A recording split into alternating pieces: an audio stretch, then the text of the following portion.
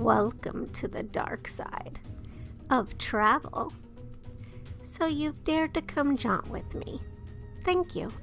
Let me introduce myself. I'm Courtney Maroc, ambassador of dark and paranormal tourism for Haunt Jaunts, a destination for restless spirits who dig hauntings, true crime, horror, Halloween, and weird days. I'll be your host and guide for this listening adventure. Looks like we've been cleared for takeoff, so buckle up, sit back, and enjoy the ride.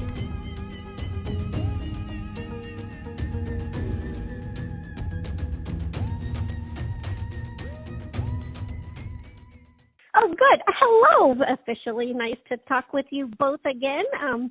Which your I've talked to you each, Steve, for Haunting in the Heartland and Cindy for the Holzer Files, but this was a really fun combo to see you guys join together like that. Yeah. Have you done that before, or did I miss something? No, that was the first time that we were able to work together. Wow, so you guys have a really good chemistry, which just shows maybe you can work with anybody, but you guys, it was a really nice matchup. I don't know if that's the right word, but pairing? I don't know how to put that. No, we really, I loved working with Steve. I think we had a really good chemistry, and it was really fun to team up, although we work on different shows, separately. I agree. I thought that we really worked well together, and it was really fun. Yeah, so I thought we had a great synergy, and, she's excellent at what she does, and it was great investigating with her. Yeah, you guys had some crazy, have you both, did you ever think you would ever investigate anything with Ed? Is it Gein? Is that how I say it? Yes. Yeah. Okay. Personally, no, I never expected to get the opportunity. I've been interested in, Ed Gein most of my life, studying, different aspects of his cases. He obviously influenced so many pop culture horror films, that I grew up to. Super famous case, but I definitely never expected to do any investigation on his property, that's for sure. How about you, Cindy? Yeah, no, look, I'm a huge horror movie fan too, so it was really one of those things where when I got the call to work on the case, I was like, oh man, this is going to be crazy, and it's a very famous case, so there are a lot of things out there that a lot of people know, but to be able to be on that land and really feel all of the things attached to that case and to get into the mind of Ed Gein was really, it was crazy. It was nuts. I got the chance, thanks to Sammy, to watch the screener, and I was there was things of course I've heard about him, and I sort of was aware of, he influenced Silence of the Lamb and Psycho. I had kind of forgotten about Texas Chainsaw Massacre, but there was a lot I didn't know that you guys brought up, like the mom. I guess I was sort of aware of it, but I never knew her name, or she was intense. Out of the two, were you expecting that at all? Or was that sort of surprising to you both also? For me, honestly, I was a little bit surprised at how present she was in that investigation. I guess I never really know what I'm going to step into when I walk into an investigation, but I feel like her presence was just as powerful as his and just as scary, to be honest with you. She really did some pretty terrible things, and to be able to see how her treatment of to her son, the way she treated him affected him and turned him literally into a monster was really sad, to feel that and see that. Yeah, as far as I go, the movie Psycho, obviously, by Hitchcock, they kind of, portrayed the relationship between Ed Gein and his mom. So I knew that was a factor, but I never, ever thought she would be such a powerful force during this investigation. And like Cindy said, it was basically immediately from the moment we stepped onto his land, she started to surround us, and Cindy was picking up on her, and that was literally just the beginning. And like Cindy said, she was just as prominent as any spirit that we encountered, or even more. I was extremely touched when Cindy, you were like, I just feel so bad for Ed right now that this, he was tormented basically as a child. And your portrayal of that is probably, I was almost crying because I felt so strongly about that. And I just wonder, how do you, I don't know that I've ever watched, you always do absorb things like this, but how do you shake this case? Have you been able to shake it off? Yeah, this is one that I don't know if I'll fully be able to shake off, because once you get into that sort of imagery and you start seeing those things in your mind, you can't unsee them. And once you embody the feelings attached to what you're seeing, you can't really, pretend it didn't happen. So I have to say, and I've been saying this since we did this case, this is probably one of the craziest cases I've ever worked on, the most emotional. And I really try to do a pretty good job of keeping my emotions together because that's part of my job, but yeah. There were moments during this investigation where I almost couldn't. There was the moment when I was seeing those things about Ed and his mom, and I almost teared up. And I did tear up a little bit, but I held it together. But that doesn't happen to me very often. And so, it was hard. It was a hard case. It looked hard. And Steve, what about for you? Is there anything you do to kind of, regroup or shake it? I don't know. There's different, methods you can try to do, whether that be through faith or different things to try to kind of cleanse yourself after something like this. But, I don't have the gift that Cindy has, but I guess how the case lingers with me is finding out the explicit details, the things that the public really doesn't know, just digging so deep into the case and finding out all the shocking details, actually coming in contact with some of the, I don't want to reveal too much, but some of the items that Gein used and the effect that even that item had on the person that owned it. It was very surreal. It's the best way to describe it. Going into that case, going into Gein's energy and mind, it was pretty terrifying. It's really the best way to say it. Yeah, you guys had a very interesting end. I was like, okay, I didn't know that was coming. Oh, I didn't know about this was coming. Oh, they're going here now. There's a lot. I think is it a 2-hour special? Yes. Yeah, that's why I was like, oh my gosh, but I was so absorbed into, I didn't know this about that case. I didn't know about that. You guys really have that. I'm just shooken up still watching. I don't know how you guys would do that. I wasn't expecting that from the show. So it's one of the most intense shock docs ever. I think it's now the top of the list for that. And wow, that's good. Yeah, I guess it is. People, if you like the shocking, you'll love this one. The cemetery, you guys had I think, Cindy, you might have still been in the car, which I got a little worried because you guys had visitors show up. Does that happen a lot, Steve? Throughout my career, it has happened at different times. When you're investigating, you never know what's going to happen. A lot of times we're in different locations or rural areas or abandoned buildings, and sometimes the police might be called because maybe some passerby sees a flashlight, doesn't quite know what's happening. But this is quite different. Again, not to give away too much, but we definitely had some unexpected visitors that approached us while in the cemetery, and things got a little interesting, and we did what we felt was right. We always try to be as respectful as possible to any community that we're in, and I think it worked out for the best. But yeah, definitely unexpected visitors. Yeah, you handled it very well. So I was like, I wonder if he has a lot of practice with that or something. But yeah, absolutely. I'm glad I was in the car because I have no idea what I would have done. I wouldn't. So it was good I was in the car, right? And I was so oblivious. I was like, what just happened? Yeah.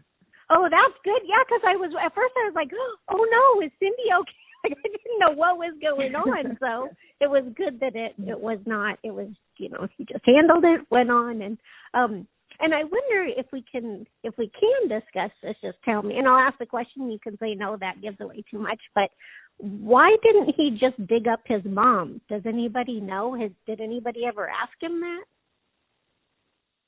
Well, I mean, that's a really good question. I mean, there's been rumor and folklore that supposedly he had tried. Now, I'm quite not. I don't quite believe that, because I believe that Gein successfully had done that to several different corpses, sadly. And if he wanted to do that, with his mother, he certainly could have. So it's very difficult to say. He chose women that fresh bodies of women that resembled his mother closely. But I think for some reason he was able to, I guess, hold her sacred enough to not desecrate her grave. Maybe some psychological effect out of fear of doing that, or seeing her in that altered state that he's seen these other bodies. We're not really sure. But supposedly, rumor has it, he had tried a few times but was spotted and kind of took off out of the graveyard. There's a lot of folklore surrounding this case, so you have to dig really deep to separate facts from rumors, so to speak. Ah, that makes sense. Because that was my first thing. I was like, this seems a little like, why wouldn't he just do that instead of going that? I mean, that was just a very, I don't even know what you call whatever he had, but that, wow. That was super intense to watch from that angle. And I don't know if we kind of, I guess we kind of did touch on who was more intense to encounter, Ed or his mom. But about the trigger items, do you wish maybe you had tried to use any kind of a trigger item for the mom? Well, actually, technically, we did at one point. The Bible, right? Oh, yes, absolutely. Yeah. That's true. You did. I doggone it, I forgot all about that. Yeah, okay. And what about? I can't say like the end part, but on the land, did you guys find the mound? I don't actually remember, and I don't know if we can even talk about that, or if that gives too much away. Did we find what you said? The mound. Oh, the mound. Yeah, I thought you said the man at first. Yeah, I mean, Cindy, if you want to, yeah. Well, I mean, here, this is where it gets tricky, because do I go into that other part of the story? Like, where am I going with this, Like... Yeah, well, I mean, definitely Cindy hit on a mound right off the bat. She was seeing that, and we definitely had confirmed through local historians that there were mounds on the property that were believed to go back quite some time and believed to be, in fact, burial mounds, and so that was 100% accurate. And, again, she hit on that just within moments of walking around the property with me, which was very impressive. No, I mean, Cindy's always impressive. You both are, but this episode took it to a whole different level. Oh, but I do have something. Cindy, does it ever surprise you? Like, there's times like you guys got a lot. I won't say all the activity that you got, but you guys got a lot of activity. And even though you're aware of the spirits, does it still, when the equipment confirms it, are you still like, oh wow, that's picking up on what I'm picking up on? Does that still surprise you? Yeah, it's really. I mean, it's funny, right? Because this is the thing, like mediumship in the paranormal world, although we're under the same umbrella, we don't always work together. So I spent a lot of years working on my own doing mediumship. So anytime I'm with Paranormal Investigator with equipment, like I'm seeing something in my mind or feeling something or just knowing something, but when it comes through on the equipment, it's like exciting. I don't even know if it's like surprising maybe, but it's more excitement, because I'm like, finally, something is validating what's going on in my head, and it's so great for me to see that and have that experience. I absolutely love working with equipment. And sometimes it does scare me, but I think it's really because most of the time with mediumship, like we're seeing, feeling, hearing, and knowing, but it's very internal, or it's an external projection of something that's going on internally. So when we have that validation as mediums, it's exciting. And sometimes it is scary when I heard the woman screaming through the machine. That was terrifying, right? It was yeah. I knew it was happening, but then when I heard it, it's yeah. So I guess it does. It's shocking. It's exciting. It's all of those things. Oh my gosh, it was really interesting to watch that, because it happened so much this episode. I was like, wow, okay. I mean, it's happened before, but this was a different level. So do you guys think, I'll just ask one more question. I know you probably got tons of calls, so I thank you for your time, but do you think you'd like to work on something else again? And if so, would you do another famous case or something maybe not so famous? Oh, I would love to see it again.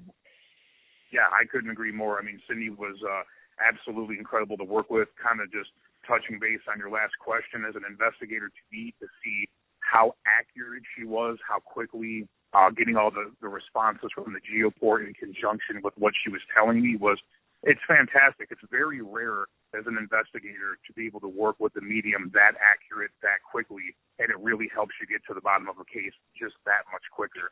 So certainly I would love to work with Cindy in any capacity. Oh, that's thanks, awesome. Steve, and likewise. I mean, you're a top-notch investigator, and it was great. So it was awesome. Thank you.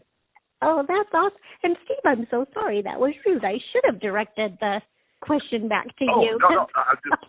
I just wanted to chime in with that because I've been doing this a long time, and it's just incredible when Cindy's telling me Augusta is here. I sense her right there. She's telling me this, and then right through the geoport or the spirit box, we're getting direct confirmation of everything she was saying. I mean, it's a one in a million when you have an opportunity to work with somebody with a gift like that can just come to fruition right in front of your eyes. So it was great. You know, I couldn't imagine doing that case with anybody else. Oh my gosh, it was. Thanks, Steve. It was really good, and I love you guys have a great chemistry and really interesting things.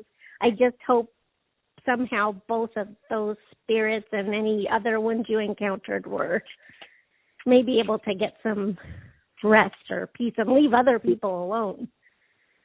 Right. Hopefully. Yeah. But, hey, thank you guys so much for your time. I really appreciate this. Oh, yeah, thank you.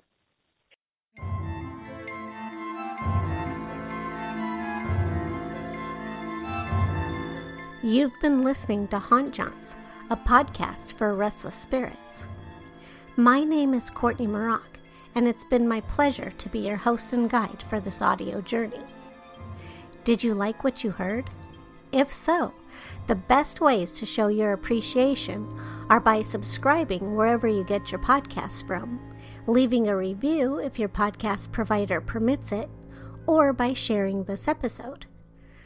If you're curious about the music, almost all of it comes from filmmusic.io, unless otherwise specified in the show notes, which is also where all artist and song titles are listed. And if you'd like to continue exploring with me beyond the podcast, you can always jaunt with me online anytime at hauntjaunts.net or socially on Instagram and YouTube. I sure do appreciate you taking the time to sail the airwaves with me. Until our paths cross again, ciao for now.